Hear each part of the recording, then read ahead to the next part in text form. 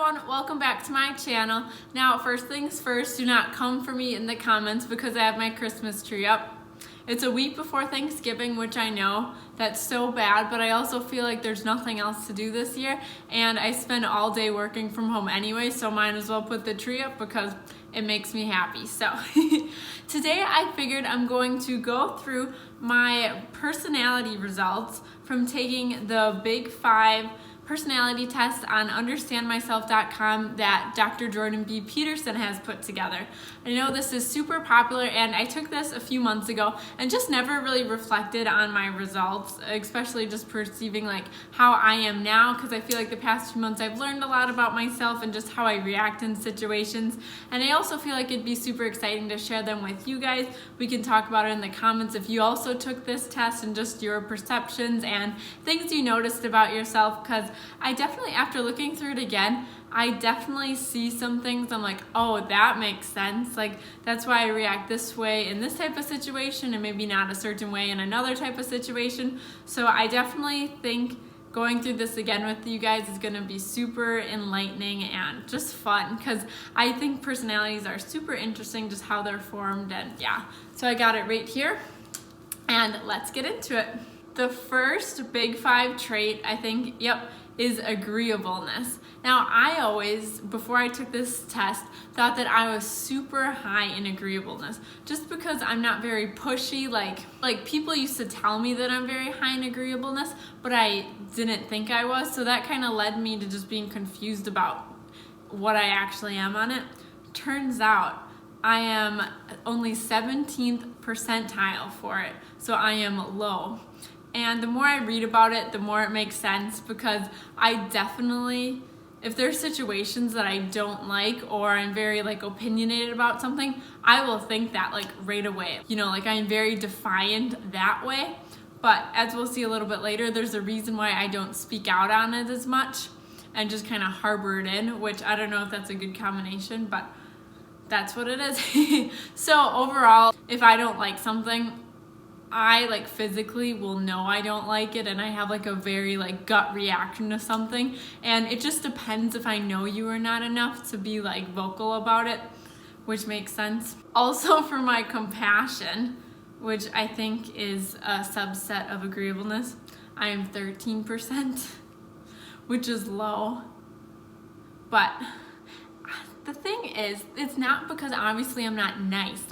I feel like I'm very empathetic, and if I care about you and I can sense something's wrong, I'm going to be nice. I feel like I have an open heart, but just the way it's you're low in compassion, congrats for you.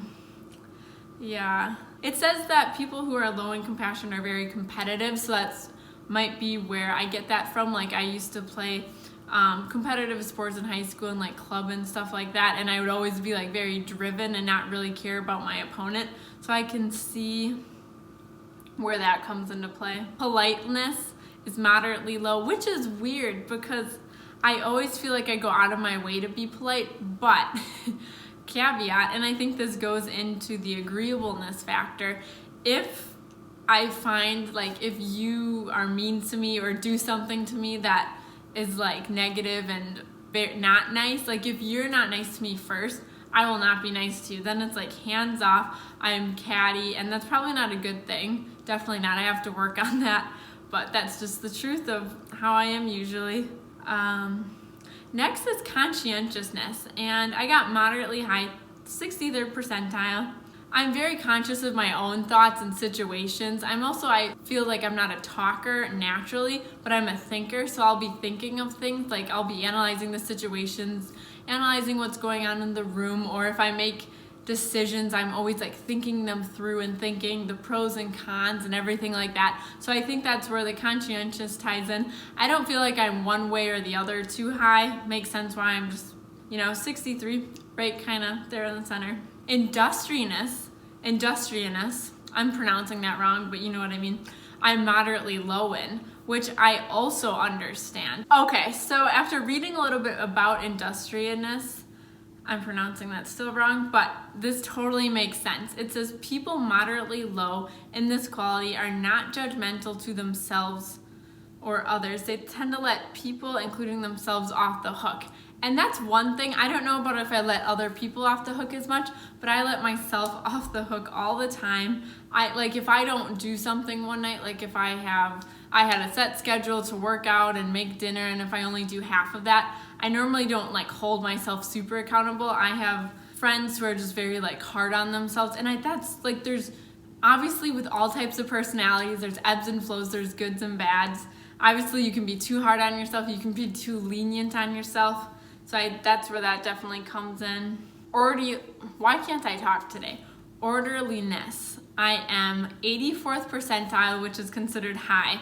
And I completely agree with this. My profession is a technical writer / technical communicator. So it's pretty much like organizing textual and pictorial information. And anytime I can like have a mess and organize it, or I love creating like data sheets, or if I go on a vacation, I love creating like a schedule, a hierarchy of everything we're doing. So that is definitely where the orderliness comes into play. And then extraversion, typical or average. I actually expected this, I'm right at 50%. I actually expected this to be lower because naturally I feel like I am more of an introvert, but at the same time, people who know me really well say that I talk all the time. So I think it must be like if I know you, I'm gonna then engage with you, but I'm just more quieter in like a room of strangers. I'm not gonna be the first one to like engage in conversation. And then enthusiasm, high, 83rd percentile. This I can completely see with myself. Pretty much anything I get into, like if I find something that I'm passionate about and something flips my switch, like I am all in, I'll learn all about it. In another one of my videos, I think I mentioned that I used to be like obsessed with One Direction. I was super enthusiastic about that. I'm super enthusiastic about philosophy, politics, as this channel goes, like all this health stuff. Once I like learn something and I get really into it, I like get pumped up talking about it. It gives me energy. So I can see how that fits in. And then this next quality. So remember at the beginning of the video where I said my agreeableness was very low. But I find that weird because people see me as very agreeable. So there's this mismatch.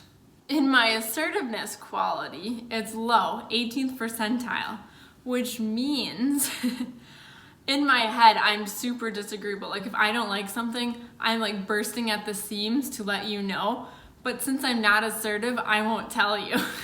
So I'll just let it like muster inside of me and then probably go talk about it later, which I can totally see in situations in my past how that's happened, and just even now, like I have a hard time voicing my opinions to people, but I'm definitely thinking like a mile a minute about them. So it also says that I'm moderately high in neuroticism, and it says neuroticism is the primary dimension of negative emotion. I also find this interesting because just from like what people tell me about myself, I'm like super optimistic, but I'm also have this proclivity to be like super negative about things. Like if I get, same kind of like how tying it into the enthusiasm, if I get enthusiastic about something, but it's more of like a negative, like especially politics, a lot of that stuff can be super negative. I can get negative, like I spiral into all the negativity. So I guess just learning how to balance that. And then it also says withdrawal is high with 80 percentile, and it's an aspect of neuroticism.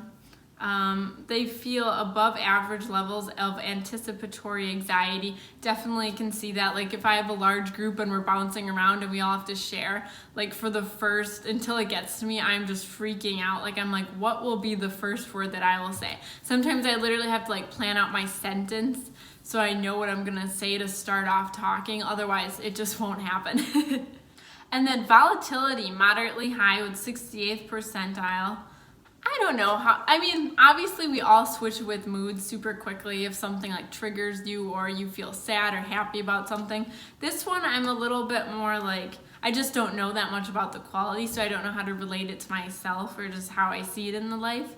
And then the next thing is openness to experience, moderately high. I feel like I am definitely open to things. I'm always like open to trying different foods or going on different trips or different sports or just really trying anything to just like enrich my life and see the different perspectives of things. And then intellect, which I think it's so funny that like intellect's a quality. So this test explains that intellect is not like how smart you are, but rather how interested you are in ideas. And it says I'm typical or average. Now, if I was being like self-serving of myself and a little bit like high and mighty, I would say I have super high intellect because I think I like discussing ideas, and well, I do like discussing ideas, but at the same time, I need to get better at learning the process behind it, because right now it just says I'm average. Like, if I want to learn about something, I have to force myself to learn the mechanisms and like the individual things that make that super like large idea true, if that makes sense. Because I have a bad habit of just like taking that large idea and running with it without peeling back the curtain and looking at things. So that's one of the things I want this channel to be, is just exploring, because I have to get better at this as well with you guys, just learning like the deeper things behind the bigger ideas that we see in life.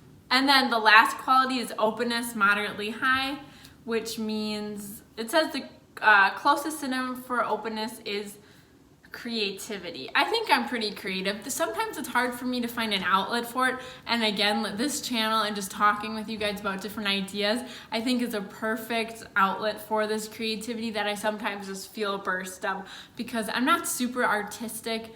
I mean, I like drawing and doing that type of stuff, but I'm not super good at it. Openness is another quality that I kind of connect with openness to experience, just being creative. It says that they're more sensitive to color and architectural form if you're high in openness. I could see that because I really like interior design, and I feel like it has a big impact on your living and everything like that. But those were all the qualities in the Understand Myself Big 5 Aspect Scale by Jordan Peterson. I hope you guys enjoyed just me running through it. I feel like it's interesting to see what other people's scores are on it and how they can relate it to their lives and everything like that. So if you guys enjoyed this video, make sure to leave a thumbs up and subscribe if you want to see more interesting content that, like some of this aspects talked about, like it dives into ideas. I try to focus on philosophy, politics, natural living, just kind of that like whole niche, and really want to just embrace all the holistic and new ideas that we can experience in this world. So with that, I hope you guys have a great rest of your day, and thanks for watching.